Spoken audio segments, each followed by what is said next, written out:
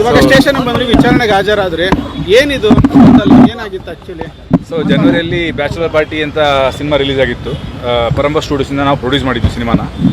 ಅದರಲ್ಲಿ 3-4 ಹಾಡುಗಳು ನಾವು ಹಳೆ ಹಾಡುಗಳು ಅಂದರೆ ಆಲ್ರೆಡಿ ಕನ್ನಡ ಹಾಡುಗಳೇ, ಅದನ್ನು ಬ್ಯಾಕ್ಗ್ರೌಂಡಲ್ಲಿ ನಾವು ಯೂಸ್ ಮಾಡುವಂಥ ಒಂದು ಪರಿಸ್ಥಿತಿ ಇತ್ತು. ಸೊ ಐ ಥಿಂಕ್ ಸಾರೆಗಾಮದಿಂದ ಒಂದು 2 ಹಾಡಿತ್ತು. ಅದನ್ನು ನಾವು ಸಾರೆಗಾಮ ಅವ್ರ ಹತ್ರ ಹೋಗಿ ಪರ್ಮಿಷನ್ ಕೇಳಿದ್ವಿ. ಅವರು ಇಂಥದ್ದೊಂದು ಮೊತ್ತ ಕೊಡಬೇಕು ಅಂತ ಹೇಳಿದ್ರು. ಸರಿ, ನಾವು ಓಕೆ ಅಂತ ಹೇಳಿ ಅದನ್ನು ತಗೊಂಡ್ವಿ. ಆಮೇಲೆ 2 ಹಾಡುಗಳು ಆ್ಯಕ್ಚುಲಿ ಅದು ಕಾಪಿರೈಟ್ ವೈಲೇಷನ್ ಅಲ್ಲ, ಆದರೂ ಯಾವುದಕ್ಕೂ ಒಂದು ಪರ್ಮಿಷನ್ ತೊಗೊಂಡ್ಬಿಡಿ ಅಂತ ಹೇಳಿ ನಾನು ನಮ್ಮ ಪ್ರೊಡಕ್ಷನ್ ಮ್ಯಾನೇಜರ್ ರಾಜೇಶ್ ಅವ್ರಿಗೆ ಹೇಳಿದ್ದೆ. ಆ್ಯಂಡ್ ಪ್ರೊಡಕ್ಷನ್ ಮ್ಯಾನೇಜರ್ ಅವ್ರು ಫೋನ್ ಮಾಡಿದ್ದಾರೆ. ಆ್ಯಂಡ್ ಅವರೇನೋ ಒಂದು ದೊಡ್ಡ ಅಮೌಂಟ್ ಏನೋ ಹೇಳಿದ್ದಾರೆ. ಆ್ಯಂಡ್ ಅದು ನಮಗೆ ಕಾಪಿರೈಟ್ ವೈಲೇಷನ್ ಅಲ್ಲ. ಫಸ್ಟ್ ಆಫ್ ಆಲ್ ಇದು ಯಾಕೆ ಇಷ್ಟು ದೊಡ್ಡ ಅಮೌಂಟ್ ಕೊಡಬೇಕು ಅನ್ನೋದು ನಮಗೆ ಏನೋ ಅದಕ್ಕೆ ಸರಿ ಅನಿಸಿಲ್ಲ ನಮಗೆ ಅದು.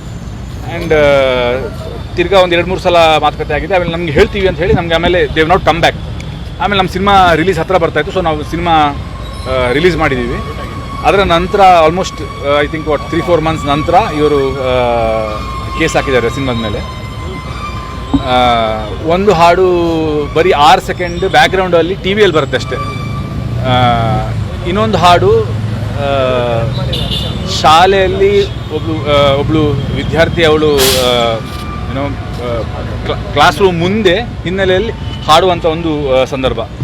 ಇದು 2 ಕಾಪಿರೈಟ್ ವೈಲೇಷನ್ ಅಲ್ಲ ಅಂತ ನಮ್ಮ ವಾದ.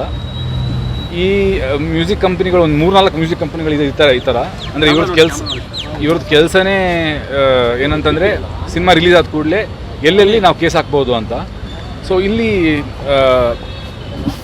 ನಿರ್ಮಾಪಕರಿಗಾಗಲಿ ಅಥವಾ ನಿರ್ದೇಶಕರಾಗಲಿ ಈ ಥರ ಕನ್ಫ್ಯೂಷನ್ಸ್ ಇದೆ. ಅಂದರೆ ಏನು ಕಾಪಿರೈಟ್ ಇಲ್ಲಿ, what is copyright issue, what is not ಅನ್ನೋದಿದೆಯಲ್ಲ, ಇದು ನಮ್ಮ ಪೂರ್ತಿ ಇಂಡಸ್ಟ್ರಿಗೆ ಇದು ಕರೆಕ್ಟಾಗಿ ನಾಲೆಜ್ ಇಲ್ಲ. ನಮಗೆ ನಾಲೆಜ್ ಇಲ್ಲ ಫಸ್ಟ್ ಆಫ್ ಆಲ್.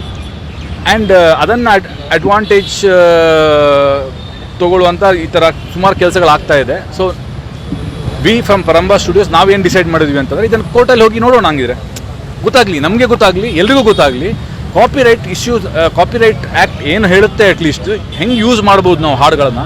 ಯಾಕಂದರೆ ನಮ್ಮದೇ ಕನ್ನಡದ ಹಾಡುಗಳನ್ನು ನಾವು ಇವಾಗ ಒಂದು ಸಿನಿಮಾ ಮಾಡಬೇಕಾದ್ರೆ ನಾವು ಆದಷ್ಟು ರಿಯಾಲಿಟಿನ ತೋರ್ಸೋಕ್ಕೆ ಟ್ರೈ ಮಾಡ್ತೀವಿ. ರಿಯಾಲಿಟಿನ ತೋರಿಸ್ಬೇಕಾದ್ರೆ ರಿಯಾಲಿಟಿಯಲ್ಲಿ ನಾವು ಹಾಡುಗಳನ್ನು ಕೇಳ್ತೀವಿ. ಕನ್ನಡ ಹಾಡುಗಳನ್ನು ಕನ್ನಡಿಗರು ಕೇಳಿದ್ರೆ ಮತ್ತೆ ಯಾರು ಕೇಳ್ತಾರೆ? ನಾವು ಆ ಹಾಡುಗಳನ್ನು ಕೇಳೋದನ್ನ ಹಂಗಿದ್ರೆ ಸಿನಿಮಾದಲ್ಲಿ ತೋರಿಸೋಂಗೇ ಇಲ್ವೋ ನಾವು. So what is actually copyright issue? ನಾವು ಆ ಹಾಡುಗಳನ್ನ ತಗೊಂಡು ಅದನ್ನು ನಾವು ರೀಮೇಕ್ ಮಾಡಿ ಅಥವಾ ಬೇರೆ ರೀತಿ ಅದನ್ನು ಬಳಸಿ ನಾವು ಏನಾದರೂ ಏನೋ ಅದರಿಂದ ಹಣ ಸಂಪಾದನೆ ಮಾಡಿದ್ರೆ ಅದು ಬೇರೆ ವಿಷಯ ಆಗುತ್ತೆ. ಇವಾಗ ಯಾವುದೋ ಒಂದು ಸಾಂಗ್ನ ನಾವು ಹಳೆ ಸಾಂಗ್ನ ರೀಮೇಕ್ ಮಾಡಿ ಅದನ್ನು ಯೂಟ್ಯೂಬಲ್ಲಿ ಬಿಟ್ಟು ಯೂಟ್ಯೂಬಿಂದ ನಾವು ಹಣ